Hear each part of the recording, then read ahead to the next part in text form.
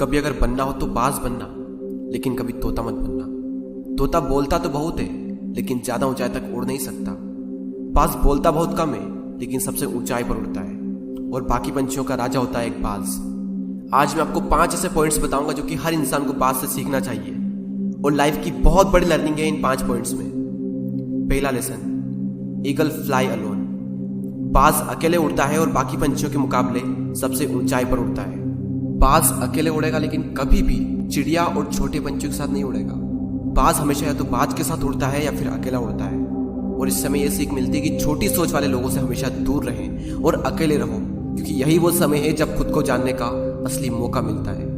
दूसरा लेसन, बाज का विजन बहुत ज्यादा क्लियर होता है और बहुत ज्यादा स्ट्रॉन्ग होता है। बाज अपने शिकार को 5 किलोमीटर दूर से ही देख लेता है और जब एक बार उसे अपना लक्ष्य दिख जाता है तो उसके बाद चाहे रास्ते में कितनी भी मुश्किलें क्यों ना आए, वो अपने लक्ष्य को हासिल करके ही दम लेता है। इससे भी एक बहुत बड़ी सीख मिलती है कि अपना विजन क्लियर रखो और उसे हासिल करने में फिर चाहे कितनी भी मुश्किलें क्यों ना आए, पीछे मत हटो उस बाज की तरह। तीसरा लेसन, बाज कभी भी मरे हुए जानवरों को नहीं खाता, वो हमेशा जिंदा शिकार करता है। और इससे हमें यह सीख मिलती है कि जो हमारा पास्ट है वो मर चुका है, तो अपने उन मरे हुए सड़े हुए थॉट्स पर ध्यान मत दो और अपनी आने वाली ताजी फ्रेश जिंदगी पर ध्यान लगाओ।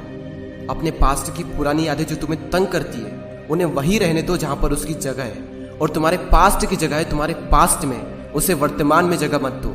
क्योंकि एक बार अगर तुम्हारा पास्ट तुम्हारे प्रेजेंट में आ गया तो तुम्हारा पास्ट तुम्हें कभी प्रेजेंट में नहीं रहने देगा।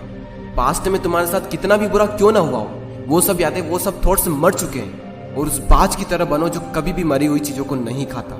चौथा लेसन, जब आंधी तूफान आते हैं तो बाज बहुत ज्यादा एक्साइटेड हो जाता है। जब बारिश होती है तो सारे पंछी छिपकर बैठ जाते हैं, लेकिन बाज को बड़ा मजा आता है। जब तेज हवाएं चलती है तो बाज उन हवाओं के सहारे और तेजी से ऊपर की ओर उठता है और ऊपर उड़ते उड़ते इतना ऊपर उड़ जाता है कि बादलों से भी ऊपर पहुंच जाता है। और इससे भी एक बहुत बड़ी सीख मिलती है कि मुसीबत में मजा ढूंढो।